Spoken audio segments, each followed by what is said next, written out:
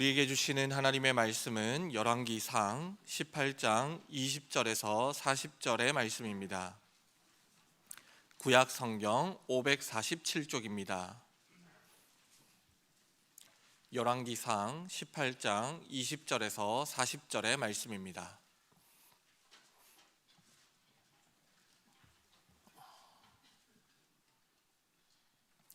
열왕기상 18장 20절에서 40절의 말씀을 제가 받들어 읽겠습니다. 아합이 이에 이스라엘의 모든 자손에게로 사람을 보내 선지자들을 갈멜산으로 모으니라. 엘리야가 모든 백성에게 가까이 나아가 이르되 너희가 어느 때까지 둘 사이에서 머뭇머뭇하려느냐. 여호와가 만일 하나님이면 그를 따르고 바알이 만일 하나님이면 그를 따를지니라 하니 백성이 말 한마디도 대답하지 아니하는지라. 엘리야가 백성에게 이르되 여호와의 선지자는 나만 홀로 남았으나 바알의 선지자는 450명이로다. 그런즉 송아지 둘을 우리에게 가져오게 하고 그들은 송아지 한 마리를 택하여 각을 떠서 나무 위에 놓고 불은 붙이지 말며 나도 송아지 한 마리를 잡아 나무 위에 놓고 불은 붙이지 않고 너희는 너희 신의 이름을 부르라. 나는 여호와 이름을 부르리니 이에 불로 응답하는 신 그가 하나님이니라. 백성이 다 대답하되 그 말이 옳도다 하니라. 엘리야가 바알의 선지자들에게 이르되 너희는 많으니 먼저 송아지 한 마리를 택하여 잡고 너희 신의 이름을 부르라. 그러나 불은 붙이지 말라. 그들이 받은 송아지를 가져다가 잡고 아침부터 낮까지 바알의 이름을 불러 이르되 바알이여 우리에게 응답하소서 하나 아무 소리도 없고 아무 응답하는 자도 없으므로 그들이 그 쌓은 제단 주위에서 뛰놀더라. 정오에 이르러는 엘리야가 그들을 조롱하여 이르되 큰 소리로 부르라. 그는 신인즉 묵상하고 있는지 혹은 그가 잠깐 나갔는지 혹은 그가 길을 행하는지 혹은 그가 잠이 들어서 깨워야 할 것인지 하매 이에 그들이 큰 소리로 부르고 그들의 규례를 따라 피가 흐르기까지 칼과 창으로 그들의 몸을 상하게 하더라. 이같이 하여 정오가 지났고 그들이 미친 듯이 떠들어 저녁 소재 들을 때까지 이르렀으나 아무 소리도 없고 응답하는 자나 돌아보는 자가 아무도 없더라. 엘리야가 모든 백성을 향하여 이르되 내게로 가까이 오라. 백성이 다 그에게 가까이 가매 그가 무너진 여호와의 제단을 수축하되 야곱의 아들들의 지파의 수요를 따라 엘리야가 돌 12개를 취하니 이 야곱은 옛적에 여호와의 말씀이 임하여 이르시기를 내 이름을 이스라엘이라 하리라 하신 자더라. 그가 여호와 이름을 의지하여 그 돌로 제단을 쌓고 제단을 돌아가며 곡식 종자 2수아를 들만한 도랑을 만들고 또 나무를 버리고 송아지의 각을 떠서 나무 위에 놓고 이르되 통 넷에 물을 채우다가 번제물과 나무 위에 부으라 하고 또 이르되 다시 그리하라 하여 다시 그리하니 또 이르되 세 번째로 그리하라 하여 세 번째로 그리하니 물이 제단으로 두루 흐르고 도랑에도 물이 가득 찼더라.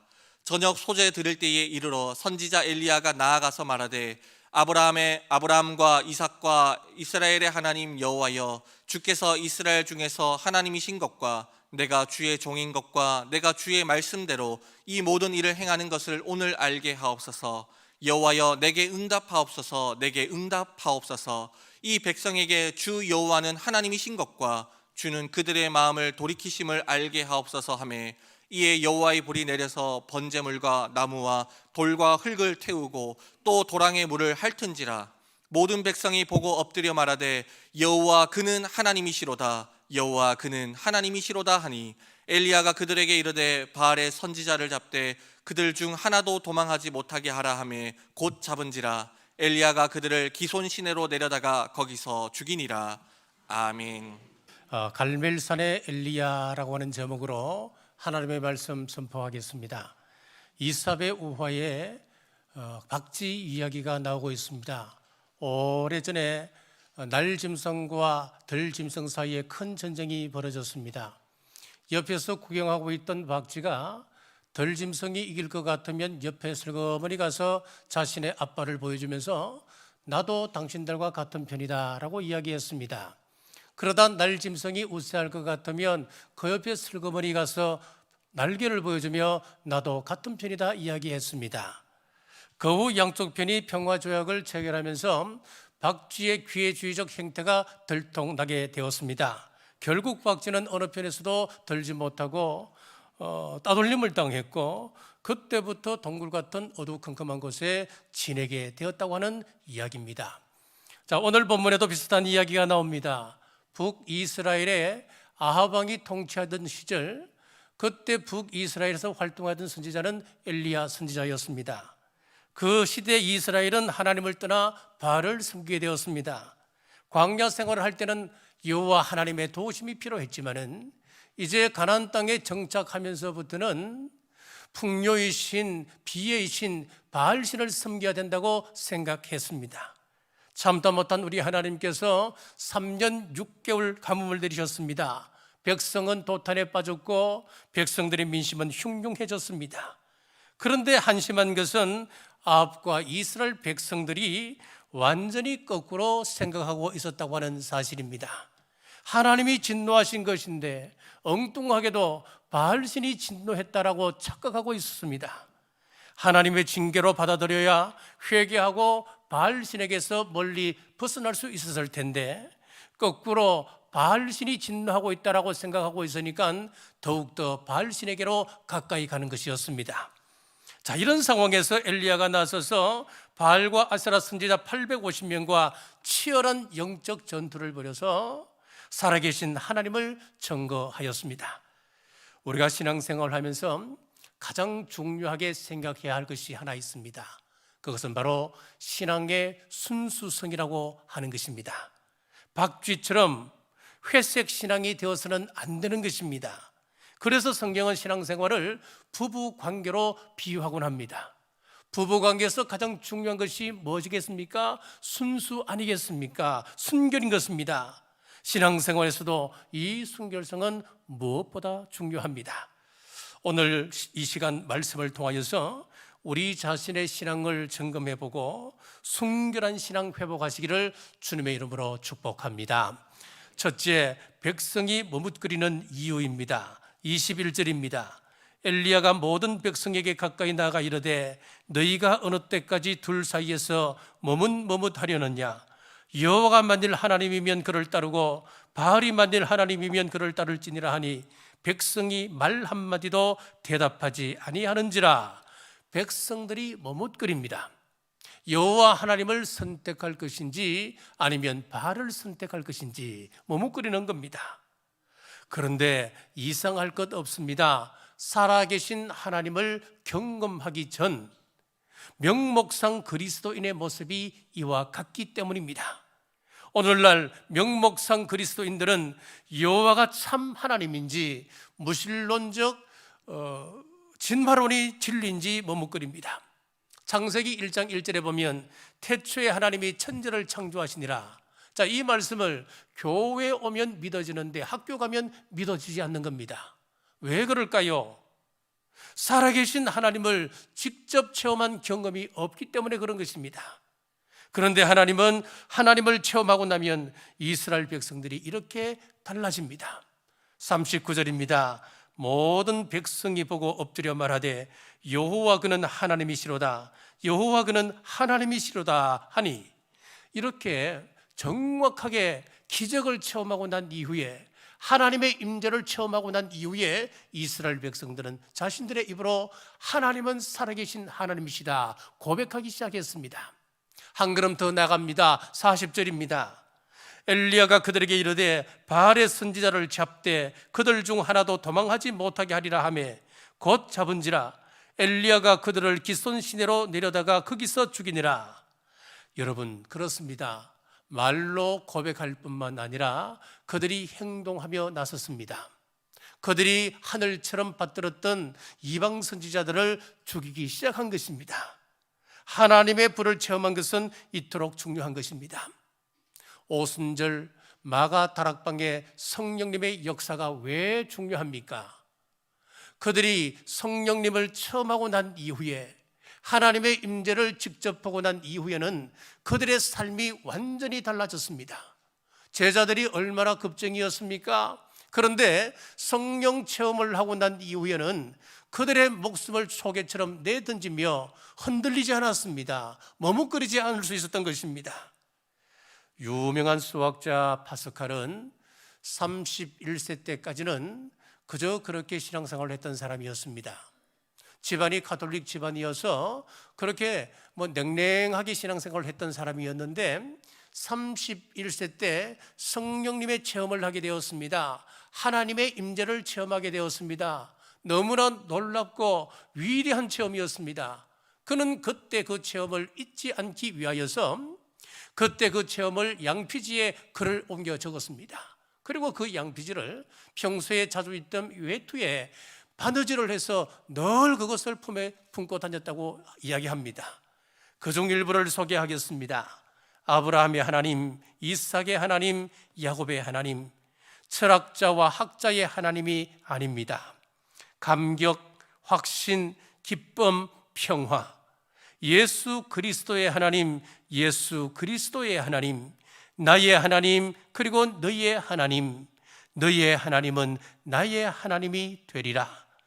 나는 당신에게서 떠나 있었습니다. 생수의 근원이신 옛 하나님을 버렸습니다. 나의 하나님, 어찌하여 나를 버리셨나이까? 이제 나는 영원히 당신을 떠나지 않겠습니다. 나는 당신을 저버리고 피하고 부인하고 십자가에 못 박았습니다. 이제 나는 절대로 당신에게서 떠나지 않겠습니다. 일체의 모든 것을 기쁘게 포기합니다. 그가 하나님을 체험한 이후에 그는 이 신앙에서 떠나지 않았습니다. 오늘 우리는 이 시대를 너무 비관적으로 말하고 있습니다. 교회 부흥의 시대는 끝났다. 리바이벌 시대는 끝나고 서바이벌 시대가 도래했다. 더 이상 교회 부흥은 없다. 온통 비관적인 전망이 가득합니다. 그러나 시대는 언제나 아꼈습니다. 한번 역사를 되새겨 보십시오. 항상 아꼈습니다. 오늘 우리가 말씀을 나누고 있는 오늘 이 본문의 말씀, 이 시대도 마찬가지였습니다. 지금 이 시대와는 비교할 수 없이 악한 시대였습니다. 자, 얼마나 심각했습니까? 이스라엘 백성들은 전부 다 바알 신앙으로 돌아섰습니다. 하나님의 선지자는 씨가 말랐고 이방 선지자 수는 넘쳐났습니다. 그러니까 여러분, 제발 시대를 탓해서는 안 되는 겁니다. 시대 탓하지 마십시오. 문제는 시기나 때가 아니고 언제나 사람입니다. 엘리야 같은 불의 사람, 엘리야 같은 하나님의 사람이 없는 것이 문제입니다. 언제나 이 사람 저 사람, 이 환경 저 환경 탓하지 마십시오. 하나님 앞에 붙잡힌 사람, 그 한 사람이 내가 되기를 소원해 보십시오. 엘리야와 같은 하나님의 사람, 엘리야처럼 기도하는 사람, 엘리야처럼 축복의 통로가 되는 사람이 필요한데 여러분이 그 사람 되시기를 주님의 이름으로 축복합니다. 자, 우리 말씀을 보십시오. 얼핏 보면은 지금 이스라엘 백성들에게 가장 필요한 것은 물 아니겠습니까? 가뭄 해갈이었습니다. 그런데 하나님은 이 문제를 가장 심각하게 보고 계신 것 같지가 않습니다. 하나님은 하늘에서 비를 내리는 것이 우선이 아니고 비 대신에 불을 내리시는 것이었습니다. 여기 우리 기독교의 신비가 있습니다. 영적 문제의 해결이 육적 문제의 해결에 앞선다고 하는 겁니다. 우선시된다고 하는 것입니다. 내가 직면한 문제를 보십시오. 취업에 문제가 있습니다. 사업이 망해갑니다. 어렵습니다. 하지만 그보다 훨씬 심각한 문제는 냉랭한 가슴, 빈들의 마른 불같이 시들은 이 가슴이 성령님의 불을 체험하는 것입니다. 그렇습니다. 성령불 다음에 비가 내리듯이 심령이 회복되어 육적인 문제도 해결 안 받는 여러분 되시길 주의 이름으로 축복합니다. 자, 둘째는 12돌을 쌓은 이유입니다. 30절에서 31절입니다. 엘리야가 모든 백성을 향하여 이르되 내게로 가까이 오라. 백성이 다 그에게 가까이 가매 그가 무너진 여호와의 제단을 수축하되 야곱의 아들들의 지파의 수요를 따라 엘리야가 돌 12개를 취하니 이 야곱은 옛적에 여호와의 말씀이 임하여 이르시기를 내 이름을 이스라엘이라 하리라 하신 자들아. 백성들이 바알 신앙으로 다 돌아섰기 때문에 예배가 무너졌습니다. 예배를 드리지 못하니까 예배를 드리는 제단이 무너져 버렸습니다. 그래서 엘리야는 가장 먼저 단을 수축했습니다. 우리의 상태를 잘 한번 진단해 보십시오. 각자 문제가 있을 것입니다. 이 세상에 문제 없는 가정, 문제 없는 사람 단 한 가정도 단 한 사람도 없습니다. 문제가 볼 때 말씀의 재단, 기도의 재단, 무너진 경건의 재단을 쌓는 것부터 시작해 보십시오. 내가 당면한 문제 세상 방법으로 이길 수 있다라고 생각하십니까? 천만의 말씀입니다. 안 됩니다. 우리는 여호와 하나님을 나의 힘으로 삼는 사람들입니다. 그러니까 무너진 말씀의 재단, 무너진 기도의 재단, 무너진 경건의 재단이 회복되어야 그로부터 하나님의 임하심, 우리 하나님의 도우심이 시작될 수 있는 것입니다. 다윗이 골리앗 앞에서 이길 수 있는 방법이 무엇이었습니까? 우리 하나님의 도우심을 받는 방법밖에 없었습니다.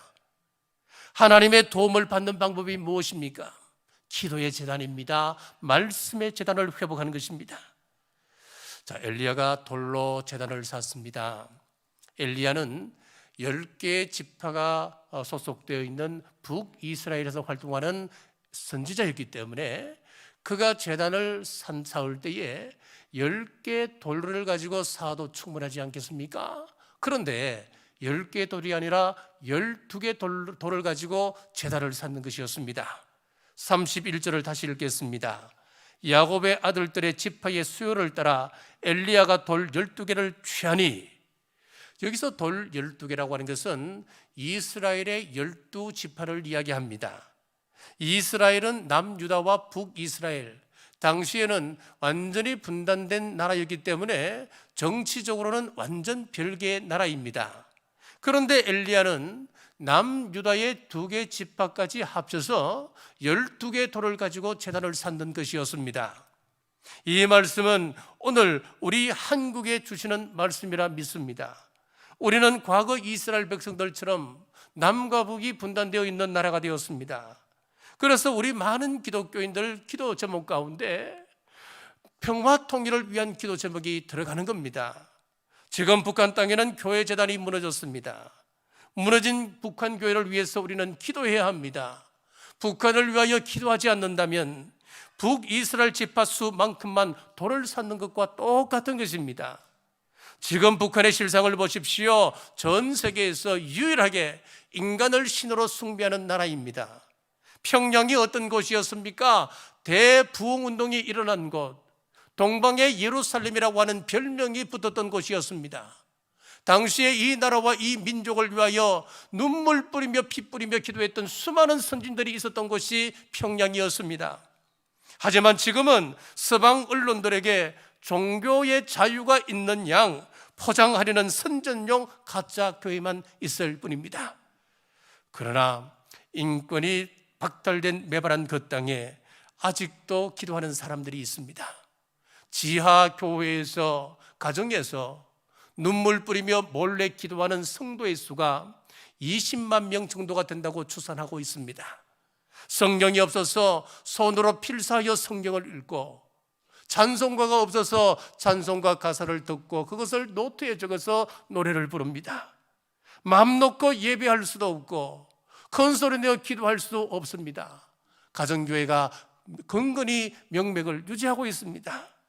사랑하는 여러분, 기도하실 때에 12개 돌을 쌓은 엘리야의 마음으로 북한 교회 회복을 위하여 기도하는 우리 남북교회 모든 성도님들 되시길 주님의 이름으로 축복합니다. 세 번째, 물을 부은 이유입니다. 32절에서 35절입니다. 그가 여호와의 이름을 의지하여 그 돌로 제단을 쌓고 제단을 돌아가며 곡식 종자 2세알을 둘 만한 도랑을 만들고 또 나무를 버리고 송아지의 각을 떠서 나무 위에 놓고 이르되 통 넷에 물을 채우다가 번제물과 나무 위에 부으라 하고 또 이르되 다시 그리하라 하여 다시 그리하니 또 이르되 세 번째로 그리하라 하여 세 번째로 그리하니 물이 제단으로 두루 흐르고 도랑에도 물이 가득 찼더라. 얼핏 보면은 이 말씀이 이해가 되지 않습니다. 지금 하늘에서 불이 내려와서 재물을 불사해야 되는데 물이 아니고 불이 아니고 지금 물을 뿌리는 겁니다. 이해되십니까, 여러분? 그리고 3년 6개월 동안 가뭄이 들었기 때문에 지금 이스라엘 백성들에게 가장 필요한 것은 불이 아니라 물입니다. 지금 물이 곧 생명입니다. 생명 같은 그 물을 낭비한다. 누가 그것을 용납하겠습니까? 그런데 32절을 보니까 그가 여호와의 이름을 의지하여 그랬습니다. 12개의 돌을 가지고 제단을 쌓은 것도 그가 여호와의 이름을 의지하여, 그리고 제단 위에 제물 위에, 그리고 그 제단의 그 도랑 사이 도랑에다가 지금 물을 붓는 것도 여호와의 이름을 의지하여입니다. 이것이 왜 믿음의 행동일까? 자, 우리가 12개 돌을 쌓는 것은 그것은 정말 믿음의 행위다. 자기하고 자기 집하고 상관없는 남쪽의 두 지파까지 합쳐서 12개로 쌓는다. 야, 정말 믿음의 사람은 달라. 이해가 됩니다. 자, 그런데 왜 불을 내려달라고 기도하면서 물을 붓는 것입니까? 여러분 이해되십니까?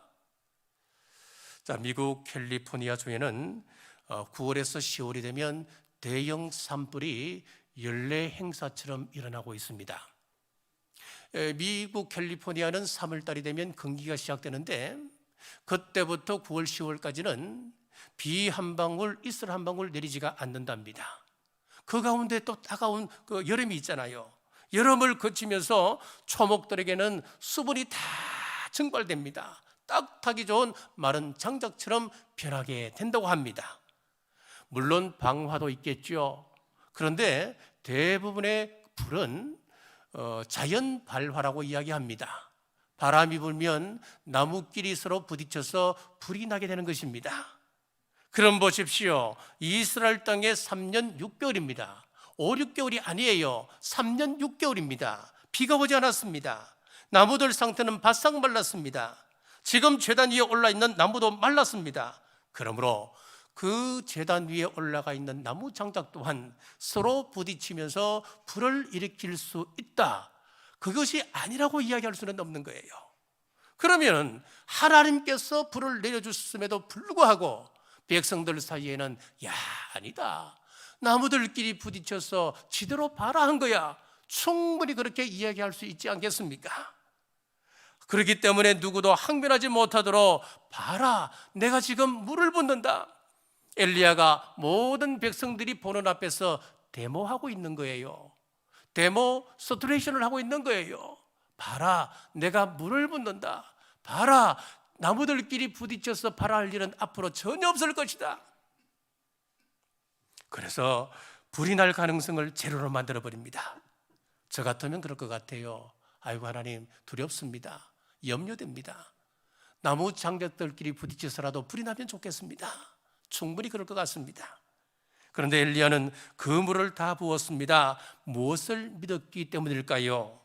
하나님께서 불을 내리셔서 물을 말리고 재물을 불태울 뿐만 아니라 그것을 보고 있는 이스라엘 백성들의 그 차디찬 심령에 하나님께서 회복의 은혜를 주신다 뿐만 아니라 반드시 하늘에서 비가 내려온다 믿었습니다. 여러분, 엘리야의 이 믿음의 행동은 일종의 마중물이었습니다. 지금처럼 집집마다 수로가 깔리기 전에는 대부분의 사람들은 펌프로 물을 얻었습니다.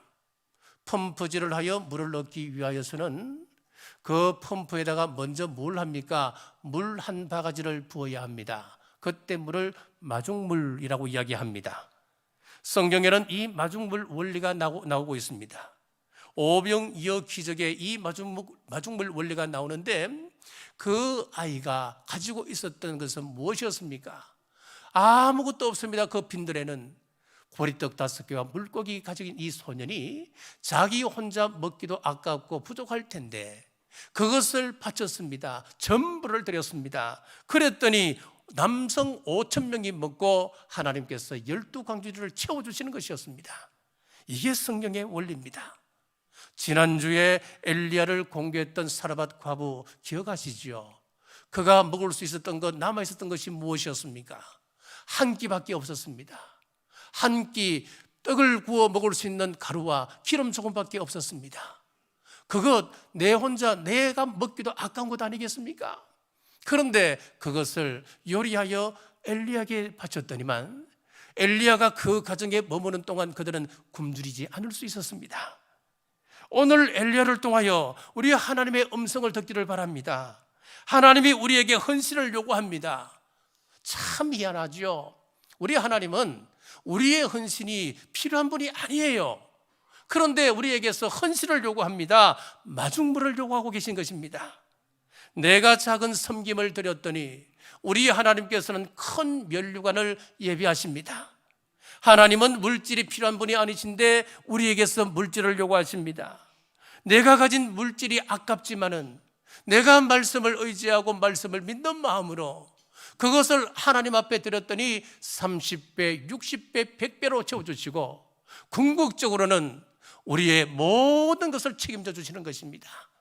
내가 가지고 있는 시간 아까워 갈등하며 내가 어렵게 하나님 앞에 드렸더니 하나님은 영생을 선물로 주셨습니다. 비교가 안 되는 논리입니다. 이것이 성경의 원리입니다. 여러분, 이 말씀은 경험해 본 분들이 압니다. 아무리 이야기해도 이것은 믿음으로 와닿지 않습니다. 하지만 내가 경험해 보면 맞아, 하나님께서는 그렇게 역사하셨지. 우리가 가지고 있는 시간과 물질과 정성 드리십시오. 부어드리십시오. 비교가 안 되게 하나님은 부어주실 줄 믿으시길 주님의 이름으로 축복합니다. 33절 상반절입니다. 또 나무를 버리고 송아지의 각을 떠서 나무 위에 놓고. 자, 예배 자리에 나올 때 각던 심정으로 나오셔야 됩니다. 우리의 심령을 각떠야 합니다. 여러분, 각뜬다고 하는 것 알지요? 횟집에 가면 회를 떠잖아요. 마찬가지로 우리의 심정을 횟집에서 회를 떠듯이 전부 다 떠는 거예요. 이것은 교만한 심령이 아니라 갈기갈기 찢겨진 심령으로, 통회하는 심령으로, 회개하는 영으로 예배 자리에 나오는 것을 말합니다. 존 웨슬리 목사님을 잘 아시지요? 감리교를 창립하셨던 분입니다. 그런데 참 저는 지금 또 의문이 있습니다. 웨슬리 목사님이 유창한 설교를 하시는 분이 아니세요. 그런데 동시대에 조지 휘필드라고 하는 목사님은 굉장히 설교를 잘하는 유창한 달변가였습니다. 그런데 두 분이 다 같이 크게 쓰임을 받았습니다. 저는 조지 휘필드 목사님이 큰 일을 했다 하면 이해가 돼요. 그런데 웨슬리 목사님은 그렇지 않습니다, 여러분. 그런데 어떻게 하여 그가 감리교를 창립하는 그런 역사를 이뤘을까? 참 기적 같은 일이 벌어집니다. 다른 목사님들이 설교를 하면은 교인이 잘 찾아오지 않습니다. 그런데 웨슬리 목사님이 광장에서 설교하면 수만 명의 사람들이 그 설교를 듣기 위해서 모여드는 것입니다. 그러니까 옆에 있던 다른 동료 목사님들이 막 시기에 찬 뭐 그런 건 아니겠지만은 어쨌든 와서 묻기를 참 이상하다고.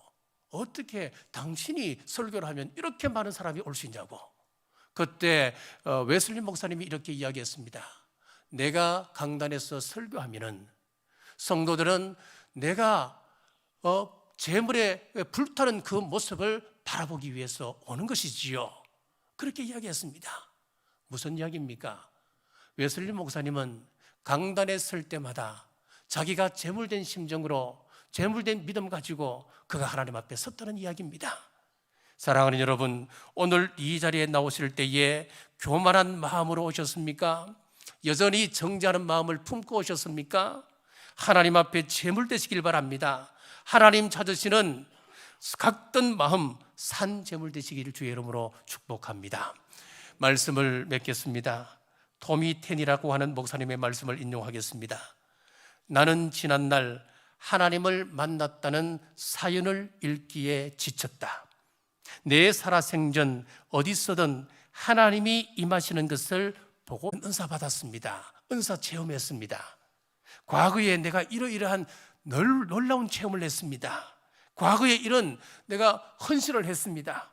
역사를 일으켰습니다. 자, 이런 이야기는 이제 너무 많이 들어서 이제는 지겹다는 이야기예요. 그러면 이 사람이 하는 이야기가 뭐냐면 오늘 이 시간에 그러한 역사들이 일어나는 그 현장을 내가 보고 싶다, 그 말이에요. 그렇습니다. 오늘 내가 하나님과 동행합니다. 오늘 내가 하나님 앞에 헌신하는 모습을 보여드립니다. 이것은 보기 힘들다 이야기예요. 그렇습니다. 우리가 오늘 말씀을 읽습니다. 열왕기상 18장 이 이야기가 얼마나 위대한 장입니까? 그런데 성경 시대 때, 엘리야 시대 때 위대한 역사가 있었구나, 여기서 끝내서는 안 된다는 이야기입니다. 이 체험이 과거에 있었던 것으로 끝나버리면 아무 소용없습니다. 유럽 교회를 보십시오. 유럽 교회가 거의 다 죽어가고 있습니다. 자, 그러면은 유럽 교회가 과거에 성령님의 체험이 없었습니까?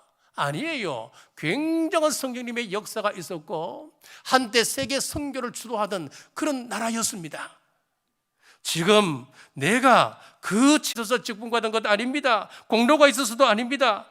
지금 내가 그 직분 가지고 하나님과 함께 역사하며 하나님의 교회를 세워가고 하나님의 이름을 위하여 지금 살아가고 있는가, 이게 더 중요하다는 이야기입니다. 유럽 기독교는 무서울 정도로 쇠퇴하고 있지만은 기적 같은 일이 아프리카에서 벌어지고 있습니다. 아프리카에서는 성령님의 바람이 불고 있습니다. 우간다를 보시면은 이 우간다는 90%가 기독교인이라고 합니다. 놀랍지 않습니까? 90%의 사람이 예수님의 이름을 부르고 예배드립니다. 그래서 그 나라는 대통령이 되면 성경책에 손을 얹고 선사하는 그런 나라가 되었습니다. 나이지리아 100년 전에는 기독교인이 단 한 명도 없었답니다. 그런데 지금 어떻게 되어 있느냐? 기독교인이 46%가 되어 있는 놀라운 역사가 일어나고 있습니다. 지금이 중요합니다. 나에게 일어나는 역사가 지금 중요합니다. 욥기 42장 5절에서 6절에 욥이 말합니다. 내가 주께 대하여 귀로 듣기만 하였사오나 이제는 눈으로 주를 배움나이다. 그러므로 내가 스스로 거두어드리고 티끌과 재 가운데서 회개하나이다. 옛날에는 내가 귀로 들었지만은 내가 지금 내 눈으로 직접 하나님을 봅니다. 주를 배움나이다. 이 고백이 우리의 고백이 되시기를 주님의 이름으로 축복합니다.